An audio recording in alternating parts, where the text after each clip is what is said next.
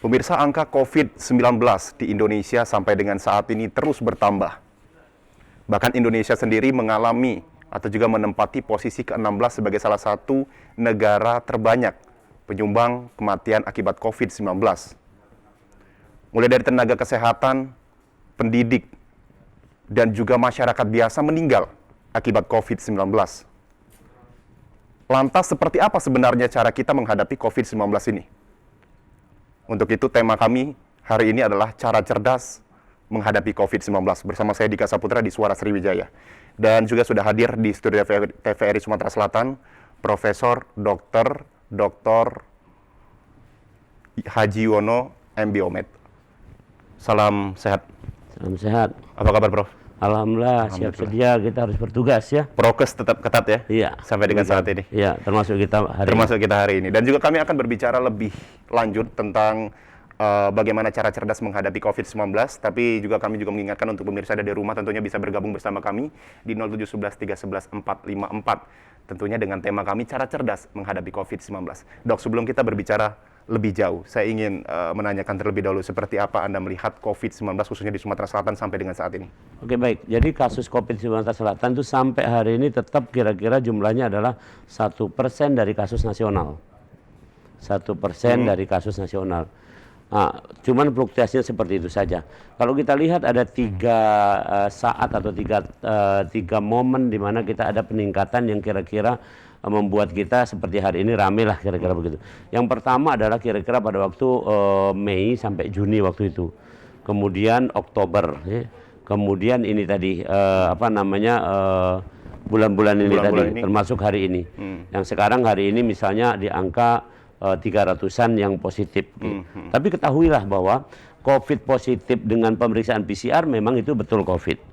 Tapi 80% lebih adalah dia tanpa gejala atau gejalanya ringan.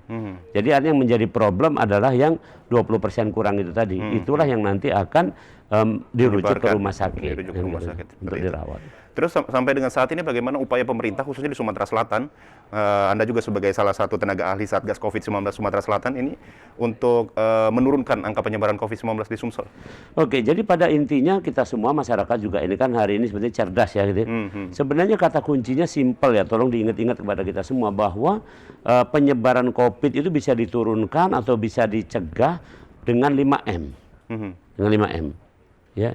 Terus kemudian ada pertanyaan-pertanyaan misalnya, kapan ini COVID ini berakhir? Bisa diakhiri dengan imunitas. Imunitas. Jadi itu dua kata kunci yang coba kita dengungkan, kita camkan betul. Siapapun ya, baik masyarakat maupun pemerintah. Artinya menjalankan dua ini, 5M dan juga imunitas. 5M dan imunitas, dua-duanya. Dua-duanya harus dijalankan. Kita jalankan. Oke.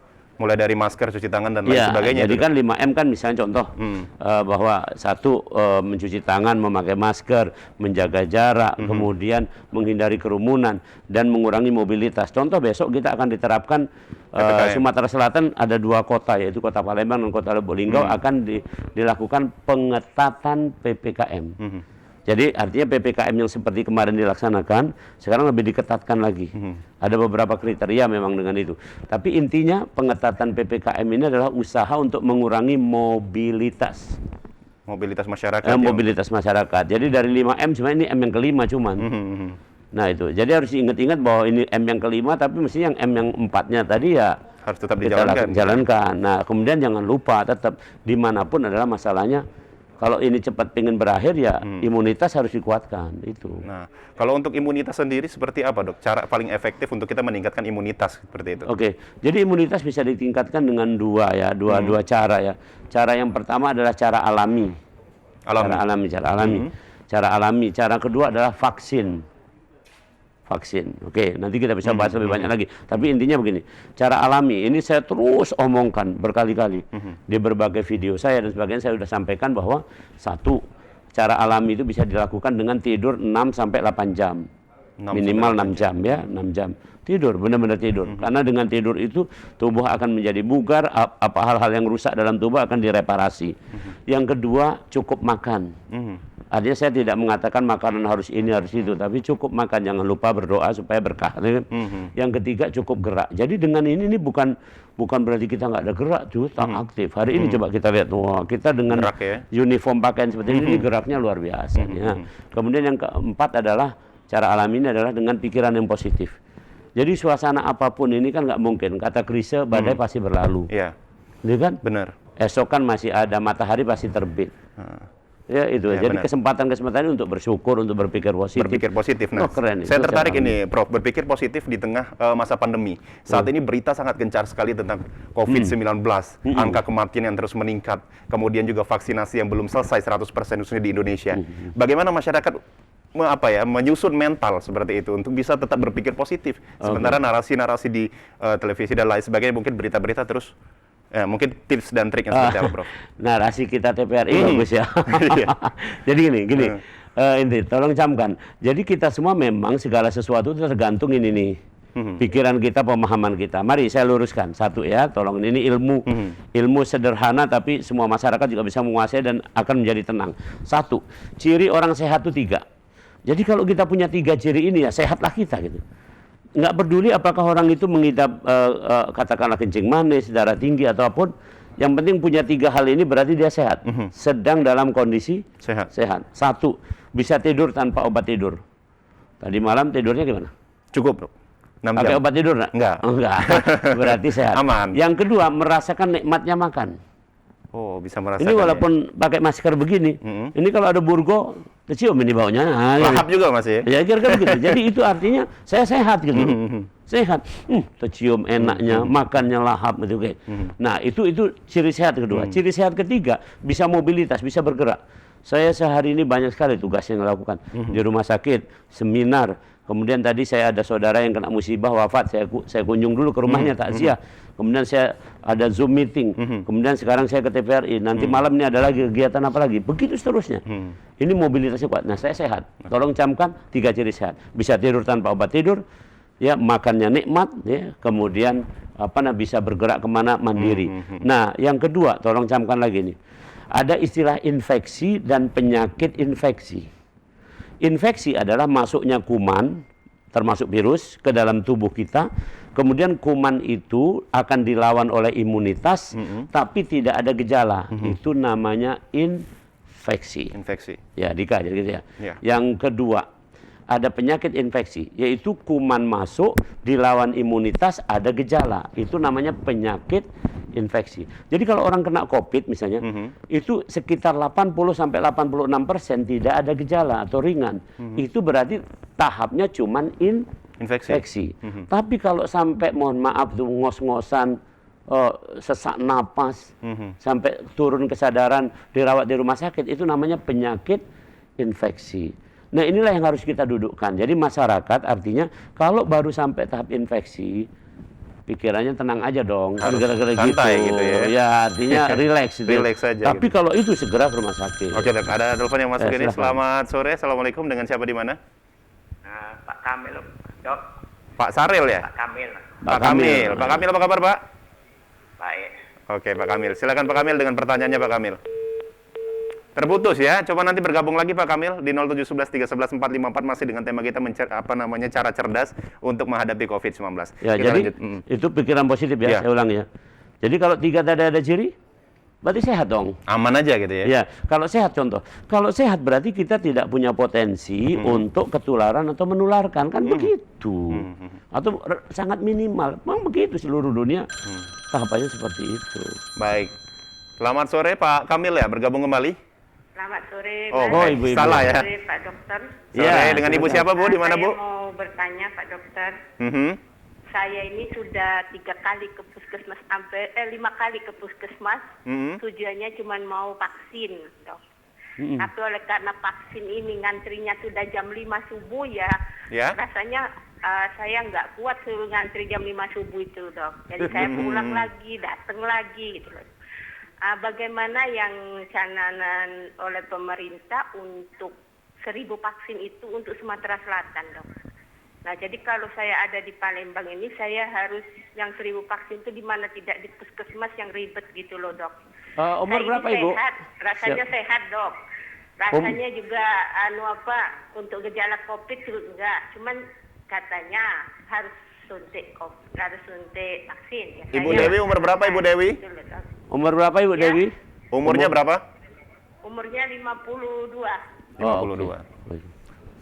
Seperti itu saja, Bu. Dok, yang kedua saya minta untuk Sumatera Selatan itu supaya masyarakatnya lebih cerdas menghadapi COVID ini, karena saya lihat gejalanya kayak tipes gitu loh, Dok.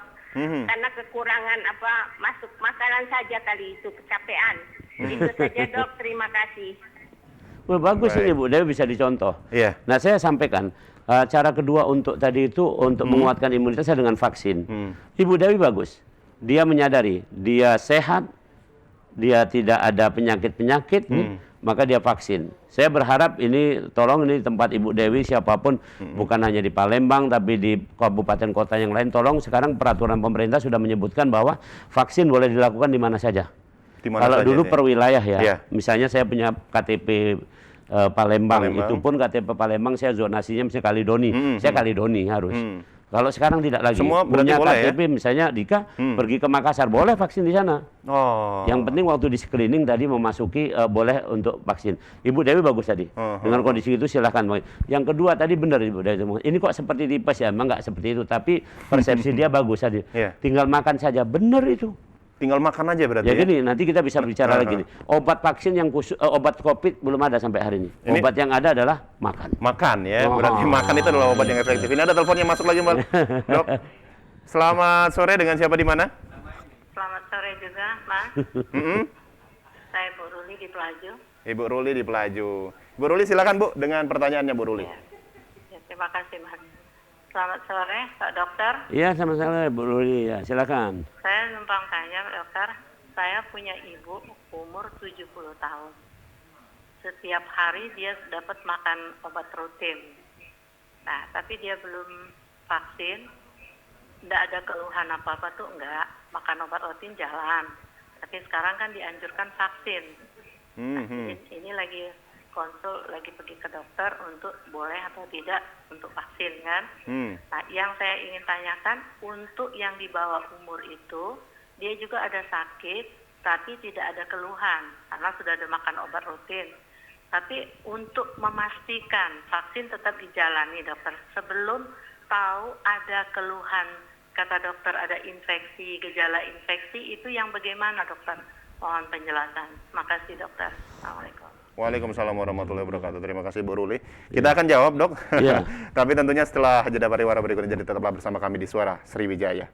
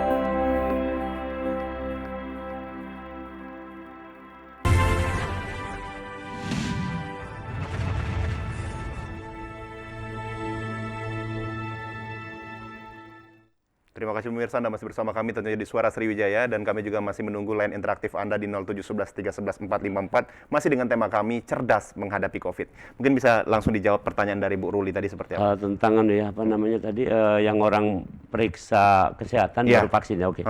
Baik, seperti ini. Jadi sebenarnya kenapa saya juga mengatakan, termasuk ada video saya viral, banyak yang salah paham, bahwa saya mengatakan bahwa orang yang sehat dan tanpa komorbid itulah yang layak untuk divaksin. Artinya kalau dia punya komorbid, apakah dia punya kencing manis, jantung dan sebagainya, itu harus periksa dulu. Bu Ruli tadi udah ngasih contoh bagus banget itu. Jadi orang tuanya diperiksa dulu oleh dokter, baru ditentukan bisa nggak divaksin. Gitu ya. Jadi bukan kita yang nolak. Ya, benar-benar. Jadi bukan kita ngomong dewek-dewek misalnya, saya nolak vaksin, nggak boleh. Yang Berarti harus dicek adalah terlebih dahulu cek dulu ya? dokter. Jadi misalnya Dika nih periksa dulu ke saya, Ya. dari saya baru menentukan ada checklistnya gitu. Wah ini bisa divaksin, ini enggak. Oke. Itu kalau punya penyakit, kalau sehat ya nggak perlu periksa itu. Aman langsung aja gitu ya? Langsung, nanti kan di screening juga akan kelihatan itu. Itu bagus. Nah yang kedua tadi kira-kira, jadi yang di bawah umur itu pun demikian kira-kira. Nah termasuk tadi misalnya minum obat. Apakah dengan minum obat itu terkendali penyakitnya? Ya nggak jadi masalah memang. Yang masalah itu kan begini kira-kira. Oh dia udah nggak minum obat, terus penyakitnya nggak, tensi tinggi terus segala macam, itu nggak boleh. Atau gula darah tinggi terus, itu nggak boleh seperti itu. Tapi kalau terkendali, kondisi fisiknya juga bagus, Boleh, diperiksa, ya bolehnya kan nanti dokter tanda tangan tadi. Jadi memang udah cerdas gitu. Oke. Ini udah cara cerdas. Cerdas Bagus nih banget, acaranya. bagus. Kemudian juga Dok, masalah ini, Prof, masalah besok kan adalah peraturan PPKM. Pengetatan PPKM. Menurut Profesor sendiri, evaluasi PPKM sebelumnya seperti apa? Kemudian Nah, juga ini seberapa juga efektif gitu? Benar, ini juga yang menurut saya ya kita harus sadari ya, pemerintah juga banyak gawe lah kira-kira, tapi tampaknya memang lemah dalam evaluasi. Ini masih. Jadi hanya menerapkan cuma Yang evaluasi. lama belum diumumkan, yang baru ada lagi. Gitu. Iya, baik, ini ada telepon yang sudah Ada masuk. telepon, silakan. Baik, selamat sore. Selamat sore Pak Dokter. Ya, Sore. dengan Ibu siapa di mana, Bu? Ibu Yanti di Jakabaring. Oke, Ibu, silakan Bu dengan pertanyaannya, Bu. Maaf Prof, saya mau menanyakan tentang masalah COVID ini yang kita tidak tahu kapan selesainya, dan masalah pendidikan anak, dengan hubungan masalah pendidikan anak. Kalau seandainya Prof, di masa pandemi ini kita tidak sekolah terus, anak saya kebetulan banyak, ada 7, dan semuanya butuh biaya sekolah, butuh kuota, tapi dengan cara online begini terus, anak bangsa saya, anak-anak saya mana bisa bangkit dan menjadi anak-anak yang cerdas. Karena dengan cara online ini anak-anak saya tambah bodoh saya pikir. Karena apa? Setelah online sejam 2 jam mereka sibuk dengan bermain game. Semakin lama semakin hari anak saya semakin bodoh, ilmu yang didapat agak berkurang. Terus saya pikir malah tidak bergerak kalau di rumah saja. Karena apa? Karena dia bergeraknya dengan HP, jadi gojo pikir. Saya pikir pemikirannya hanya main game terus Dok. Prof, jadi gimana untuk mengatasi masalah pendidikan ini yang sedang terjadi pada anak-anak bangsa ini? Gimana bangsa kita mau maju, Prof? Terima kasih, Prof.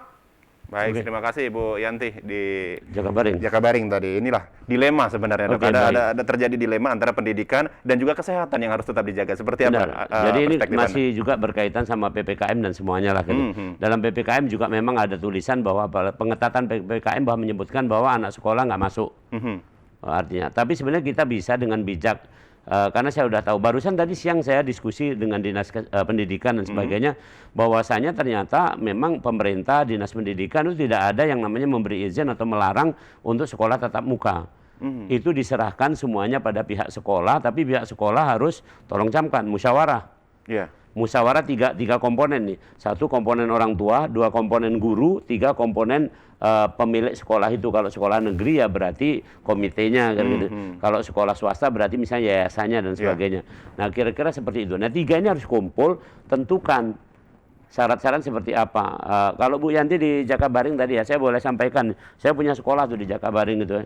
Ya artinya ini bukan ngomong apa ini, dari sekolah Alam Palembang itu masuk Bu.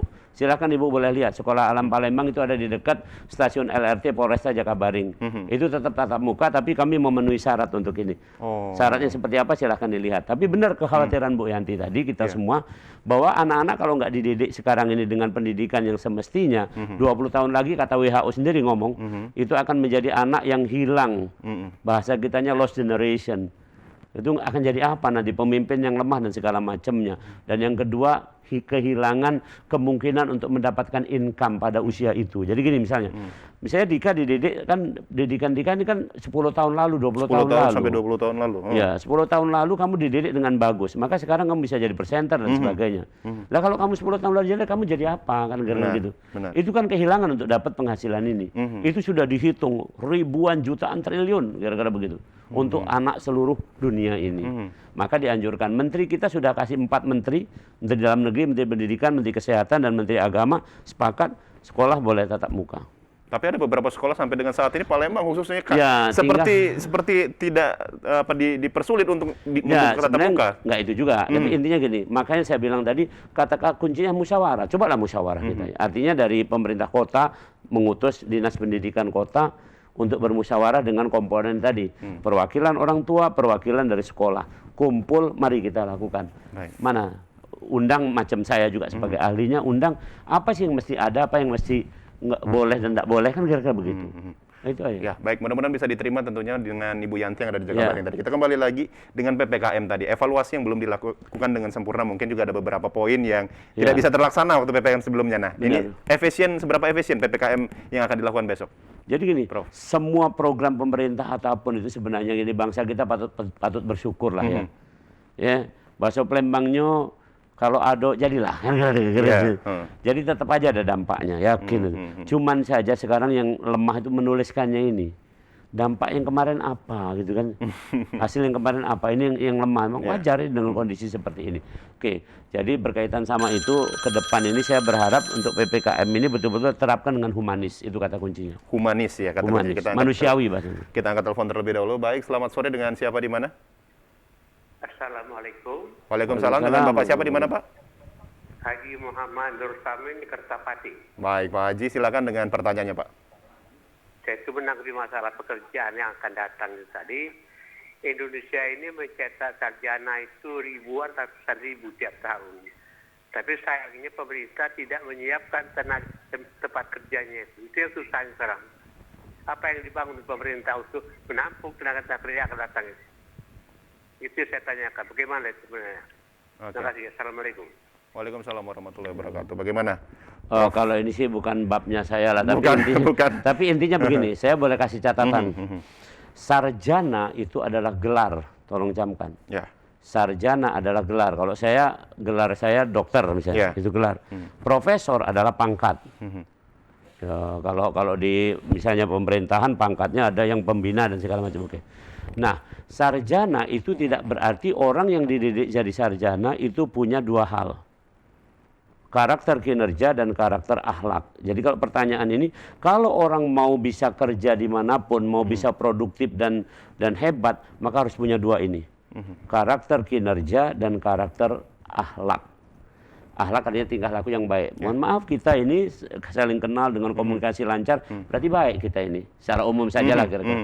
Jangan ngaku-ngaku jadi baik. Yang kedua, kita punya kinerja. Apa bukti kinerjanya, karakter kinerja? Yaitu orangnya yang kerja merasa enjoy. Saya tanya, Dika menjadi presenter kira-kira sangat enjoy enggak? sekali ini, Dok. Saya menjadi dokter, menjadi yang menerangkan begini, enjoy. Nah itu, jadi pertanyaan Bapak tadi dari segi kita kira-kira begitu. Jadi yakinlah kalau kita punya akhlak dan punya karakter kinerja, yakin. Nggak perlu cari kerjaan yang ngejar kita. Benar. Saya kasih contoh, anak-anak saya belum sarjana, masih pada kuliah. Tapi sekarang sudah menghandle banyak pekerjaan. Udah banyak tawaran-tawaran. Artinya juga sekarang pekerjaan lebih mobilitas dan juga freelance banyak sekali ya, Dan Prof, ya? Sekarang ini ribuan, mungkin jutaan pekerjaan. Nggak usah jauh-jauh lah sekarang ini. Ngedit musik itu pekerjaan. Ngedit foto pekerjaan. Bahkan mohon maaf tuh, apa itu namanya, influencer itu? Iya, selebgram. Ya, selebgram, cuman endorse itu ngomong itu pekerjaan. Yang dulu nggak ada itu babnya itu. Dengan teknologi informasi Iya, akhirnya ada jadi gitu. masalah tuh kadang-kadang sarjana nggak mau kerja yang begitu. Dikira rendahan, enggak, mohon maaf. Pokoknya apa saja yang bisa menghasilkan rezeki mungkin Orang harus terkaya diterima. di dunia, Jeff Bezos, itu adalah punya Amazon.com. Itu kan kerjaannya kayak yang punya Bukalapak, kayak punya Tokopedia kan. Tapi terkaya di dunia. Iya. Kita back to topic ini tentang PPKM tadi. Maaf, tentang cerdas menghadapi COVID-19. Seperti itu ada 2 tadi. Yang pertama adalah imunitas dan juga prokes 5M seperti itu. Nah, imunitas juga terbagi menjadi 2 lagi tadi, Prof, ya. Ada imunitas alami dan juga ada vaksin. Nah, mungkin bisa dijelaskan secara teoritis seperti apa vaksin ini, Dok? Ya, secara teoritis vaksin begini. Semua vaksin itu tujuannya cuma satu, yaitu membentuk antibodi. membentuk antibodi. Antibodi digunakan untuk ketahanan tubuh orang itu terhadap penyakit. Oke. Jadi orang yang punya antibodi minimal tidak kena penyakit, atau kalau kena penyakit akan ringan saja. Jadi sudah ada penelitiannya, orang yang divaksin kok masih bisa kena tapi ringan dibanding yang nggak divaksin itu. Oke, itu satu hal. Nah, kemudian saya boleh sampaikan, semua vaksin halal. Semua vaksin halal. Karena beredar juga kabar-kabar di masyarakat yang... Kecuali pelarutnya. Saya boleh kasih contoh. Ini ada gelas nih. Ini ada air nih. Ini vaksin itu dilarutkan di air, cairan ini. Hanya cairan AstraZeneca yang dikatakan oleh Majelis Ulama sebagai haram. Kenapa? Karena mengandung tripsin dari babi, seperti itu kan. Nah, tapi walaupun itu haram, tapi boleh disuntikkan karena hukumnya darurat. Kira-kira begitu. Nah, cuman hati-hati untuk AstraZeneca, memang ada efek pengentalan darah. Itu yang secara medis juga diungkapkan. Jadi kalau khusus vaksin AstraZeneca yang disuntikkan, maka orang itu harus dievaluasi dulu. Observasi terlebih dahulu. Iya, kalau yang lain no problem, gara-gara begitu. Nah, jadi intinya seperti itu. Nah, vaksin akan berguna gini. Vaksin nanti akan membentuk imunitas, nanti antibodi tadi. Itu kalau sudah 40-70% penduduk ada imunitas, maka insya Allah selesailah pandemi ini. Walaupun masih ada, tapi tidak akan jadi problem lagi. Kalau semua sudah divaksin? Bukan, cukup 40% sampai 40% dari keseluruhan total masyarakat Indonesia. Indonesia? Jadi contoh di Indonesia dicanangkan oleh Presiden Jokowi adalah 181 juta, setara dengan 67%. Berarti kalau di Sumsel dengan 8,6 juta penduduk, ini kira-kira 5 juta saja yang divaksin. Artinya target dari pemerintah sendiri 5 juta itu ya? Iya, kalau di Provinsi Sumatera Selatan. Tapi 5 juta itu kan itu kalau sudah 70%. Tapi kalau butuh cuma 40%, berarti 4 kali 8,6 itu ya, ya berapa ya? Sekitar ya 3 juta, 3,5 juta saja.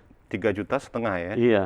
Ya kalau sekarang misalnya di Sumatera Selatan kita sudah bisa mencapai 0,5 juta kan, berarti kurang 3 juta. Ya optimis saja lah kira-kira. Oke, baik. Kemudian juga tentang masalah kematian yang terus meningkat untuk beberapa bulan terakhir kita berbicara seperti itu. Untuk kategori Indonesia dan juga Sumatera Selatan mungkin ada fluktuatif seperti itu ya, Prof. Nah, ini apakah tingkat kematian ini ketika belum ada COVID dan juga sebelum ada COVID. Asli atau nggak asli? Asli atau nggak asli? Mungkin jadi pertanyaan nih. Ya kan, Prof, untuk masyarakat yang ada di rumah mungkin sebelum COVID aja udah banyak yang mati kan gitu. Sering pertanyaan ini. Mungkin bisa dijelaskan. Memang waktu itu saya masih ingat Gubernur Sumatera Selatan memerintahkan kepada kami semua jajaran kesehatan untuk melakukan studi ringkas lah kira-kira. Tahun 2019 berapa tingkat kematian dibanding tahun 2020 yang sudah ada COVID itu pada bulan yang sama, periode yang sama. Ternyata lebih rendah pada tahun 2020. Loh. Kenapa? Jadi itu? gini ya, kalau bahasa Palembangnya mudah lah penjelasannya sebenarnya. Dengan adanya COVID ini orang mengurangi aktivitas, mengurangi keluyuran, mobilitas segala macam. Jadi mungkin kematian karena kecelakaan itu jadi berkurang. Lebih berkurang ya. Karena kriminal berkurang. Kan kira-kira begitu. Tapi segi lainnya. Nah, yang kedua saya boleh sampaikan ini, seluruh bukti di dunia ini bahwa menunjukkan bahwa COVID is not cause of death. Bahasa Inggrisnya begitu. Jadi COVID tidak merupakan penyebab utama kematian, tapi penyertanya itu. Jadi misalnya contoh gini, orang yang dengan darah tinggi komplikasi, kena COVID. Nah, darah tingginya itulah yang kemungkinan dicurigai sebagai penyebab kematian COVID yang memicunya. Artinya komorbid ya? Komorbid, kira-kira seperti itu. Itu kira-kira. Oke, baik. Tentunya kesimpulan mungkin Profesor Yuwono seperti apa untuk cara cerdas menghadapi COVID-19 sekali lagi. Sebentar lagi kita juga akan Idul Adha kan, seperti itu. Prof, silakan Prof. Oke, jadi nomor 1 ya, saya ingatkan untuk kita semua. 1, cari sumber informasi yang valid, yaitu sumber berita yang bagus, media macam TVRI ini, dan ahlinya. Tolong camkan, itu 1. Jadi jangan percaya dengan WA berantai segala macam itu. Oke. Yang kedua, tolong kita jaga imunitas alami tadi. Tidur 6 jam, makan cukup, gerak yang cukup, dan pikiran yang positif. Kemudian kalau memang layak divaksin, segera divaksin. Kemana saja kita boleh vaksin sekarang. Nah, yang keempat, tolong camkan. Apapun yang diputuskan pemerintah ikut, tapi sambil juga usul pada pemerintah, bahwasanya pemerintah juga harus menyayangi rakyat. Kan kita ini tidak punya duit juga. Kalau harus PPKM berdiam kan tidak punya duit. Nah, kira-kira itu. Jadi pemerintah juga menyayangi kita. Siap, terima kasih tentunya Profesor Dr. Haji Yuwono MBOmed dan juga pemirsa di rumah. Terima kasih sudah menyaksikan Suara Sriwijaya kali ini. Akhirnya saya Dika Saputra mewakili seluruh kerabat kerja yang bertugas pamit undur diri. Wassalamualaikum warahmatullahi wabarakatuh dan sampai jumpa.